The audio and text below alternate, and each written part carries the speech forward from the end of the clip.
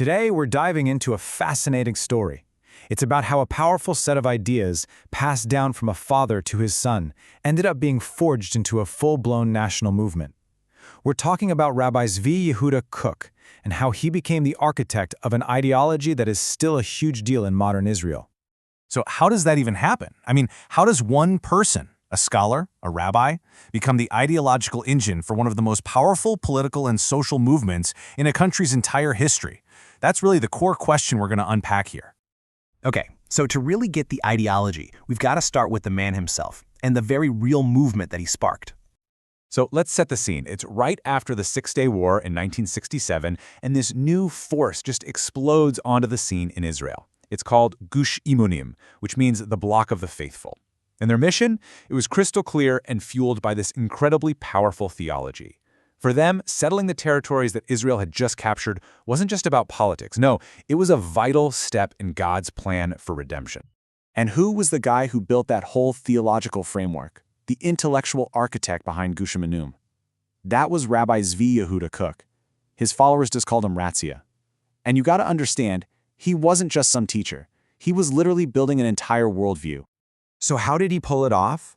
Well, this wasn't some overnight revolution. Not at all. It was actually the result of this quiet, super patient, decades-long project. He was deliberately building a foundational set of texts, a canon. Yeah, and this timeline, it really shows you his incredible dedication.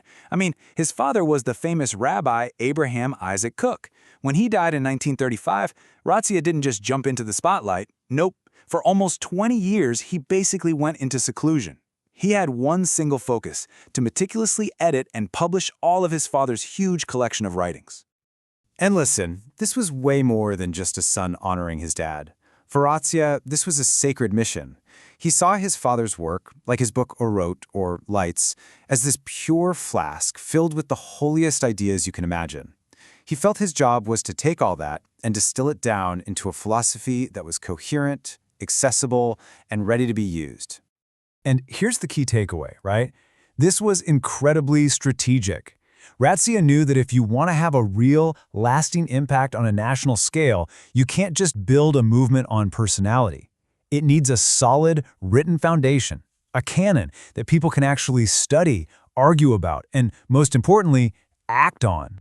So once that intellectual groundwork was laid, Ratzia moved on to the next, crucial phase, creating a new generation of leaders who could actually carry this ideology out into the world. So in 1952, after all those years of quiet work, he finally stepped into a public role. He took over leadership of the Merkez Harav Yeshiva in Jerusalem. And what he did there was nothing short of transformative. He took this respected but kind of sleepy religious school and turned it into an absolute ideological powerhouse. It became the undisputed hub for the entire religious Zionist movement. And one of his biggest innovations was championing this thing called the Hesder Yeshiva model. Now, you have to understand, this was a totally revolutionary idea back then. It was a program that combined years of intense, advanced religious study with mandatory military service in the IDF. And the impact of this? It was massive. The Hesder model reframed military service completely. It wasn't just a civic duty anymore. It was a holy commandment, a mitzvah. So what did this do? It created this whole new elite class of soldier scholars. These guys were deeply ideological, trained for leadership, and they started rising through the ranks of the military. They were basically injecting the yeshiva's worldview right into the heart of one of Israel's most important institutions. All right, so we've got the foundation and the leaders. Now let's get to the core of his actual philosophy and see how this theology turned directly into some pretty uncompromising political action. Okay, so the central pillar of everything Ratzia taught was this concept called Achalta de Gula. It means the beginning of redemption. What he taught his students was that the modern state of Israel wasn't just some secular historical thing that happened. For him, it was a sacred prophetic event.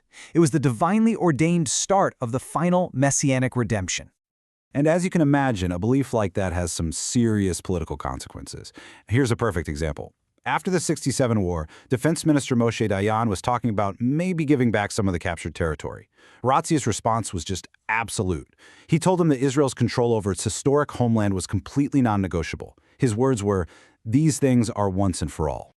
And you can totally see the logic, right? If you believe that the state's existence and its control over the land is all part of a divine, messianic plan, well, then giving up any part of that land isn't just a bad political move. It's way more than that. It's seen as actively fighting against God's plan. It's a religious sin that could literally stop redemption in its tracks. So, that raises a big question. What happens to a powerful, unified vision like this after the main architect is gone? Well, as we're about to see, the legacy he left behind is, well, it's not simple. It's incredibly complex and really diverse. So after Ratzia died in 1982 and the Gush Emunim movement started to fracture, his ideological blueprint didn't just vanish. Not at all. It evolved. It started branching out into all these different and, yeah, sometimes conflicting schools of thought. And this chart does a really good job of showing just how diverse things got. Okay, so first you have the mainstream statist camp. They basically carry on the original idea. The state is a sacred tool for redemption. Then you've got the Haredi national stream connected to Rabbi Tau. They think the state is divine, but its secular politics are impure, so they advocate for more separation from secular culture. Then, moving in a more radical direction, you have the anti-statist stream.